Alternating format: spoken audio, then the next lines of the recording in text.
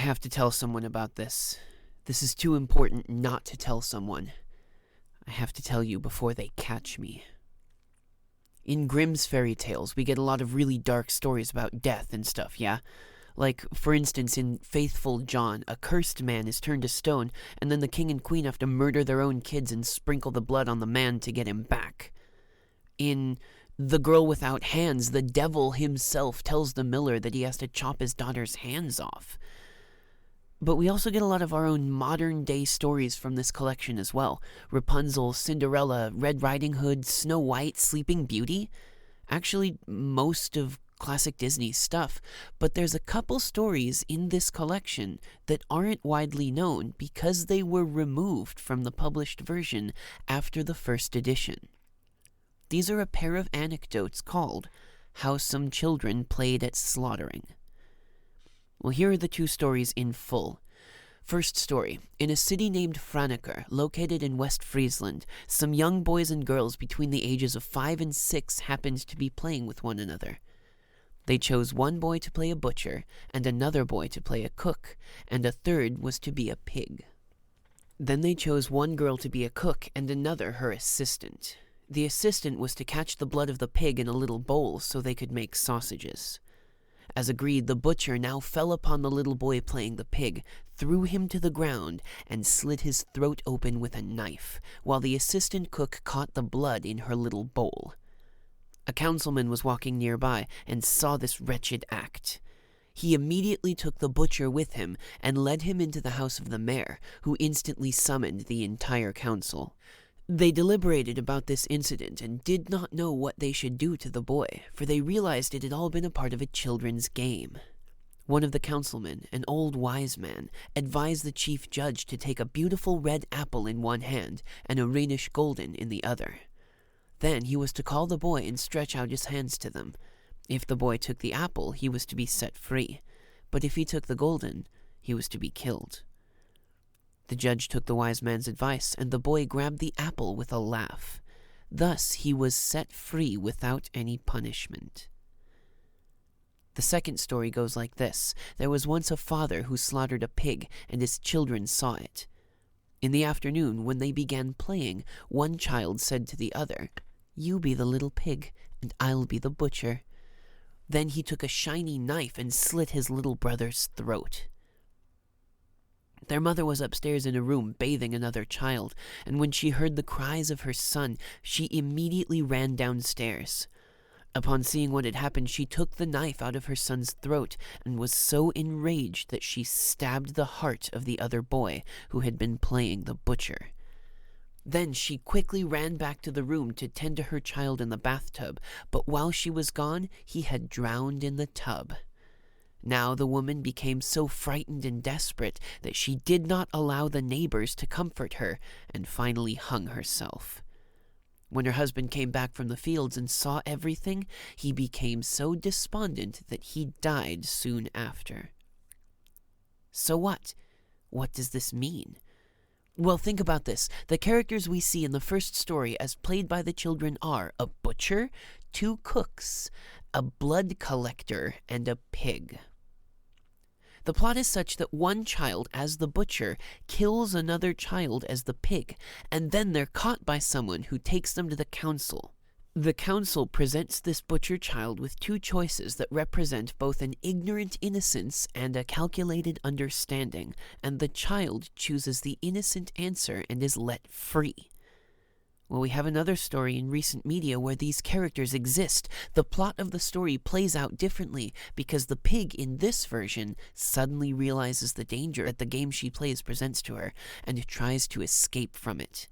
She eventually becomes the one who survives while all the others either die or are lost. She alone reverses her role as the pig, from the one to be eaten into the one who eats. This is the story of Little Nightmares. 6 is the child who is playing the part of the pig. Sometime before the start of the game, she's run away, but the others are still playing their roles in the make-believe. She meets the first character, the butcher, in the form of the janitor. Well, one of the things that we watch the janitor do early on is wrap up other children in paper and hang them on meat hooks like slabs of meat. This is something that you can watch any butcher do in a butcher shop, wrapping up pieces of meat to be sold to those who would come eat. This is the first escape, where the butcher cannot finish his job to kill the pig. The pig then comes across the two cooks, who, seeing the pig still alive, must finish the job that the butcher could not before they can make sausages out of the pig. There's even a sausage-making meat grinder in one of the rooms you find. It's a perfect match. This leaves one person from the story, the cook's assistant, the blood collector. This obviously is the lady.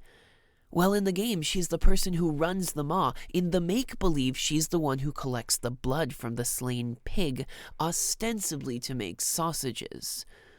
Well, we all know the truth. The lady is a vampire, and the blood is her portion of the kill. It's obvious that she doesn't eat the meat in the maw. No, she consumes the life force of the people she eats. What's been the universal symbol for the life force of a person since the beginning of recorded literature? Blood. The lady collects the blood or life force of her victims.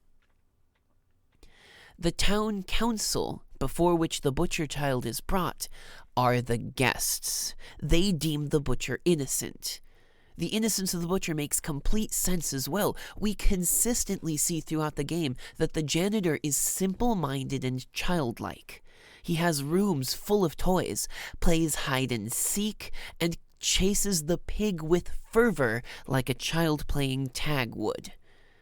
The town council are at a loss on what to do with the boy, mirrored by their own abhorrent lack of self-consciousness, until one person comes up with an idea to test the innocence of the butcher. An old wise man. That man? Dr. No, the mysterious individual from the covered-up paintings, which we never see outside of those enigmatic paintings.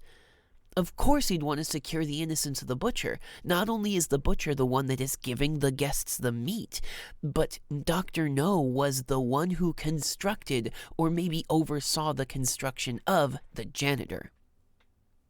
The lady may run the maw, but she's just one of the children in this make-believe.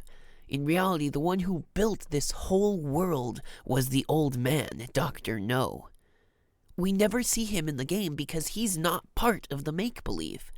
If we saw him, he would be breaking the veil of the game that the children are playing. Don't you see? This whole game, from start to finish, it's just a pretend session for 5 little kids. Well, the whole thing isn't real. Nothing is real. But then why include the second story of the pair, where one kid kills his sibling, the mother kills him, her baby drowns, she kills herself, and the father dies of grief? That's because it's the same story, but it's the story of the DLC instead of the main game. The young baby that drowned in that story is the grandmother character who lives in the water and tries to pull you under as well. The mother who kills her child and then kills herself is the hanged man, or in this case, the hanged woman. In the story, she is inconsolable, does not let her neighbors nearby help her, and eventually hangs herself out of grief and worry. That's why there's a suicide note. It's a note explaining the mistake she made in killing all of her kids to her husband, an outpouring of her grief, the last attempt at a shred of forgiveness before her death.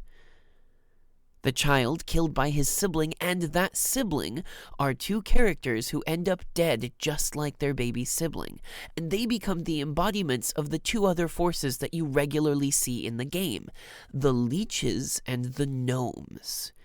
The body of the drowned baby becomes bloated and gray because it's underwater, but the bodies of the two murdered children outside decay differently.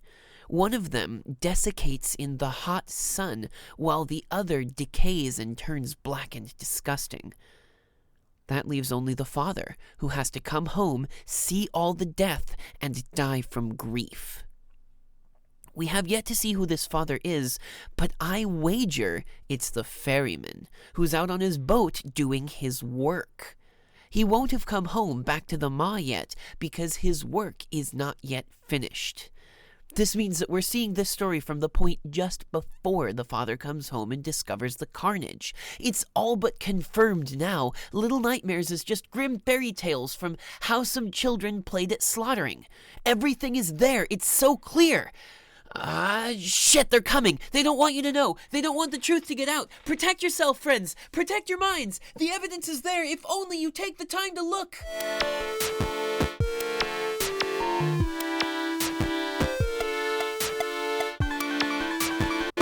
Forget this. You heard nothing.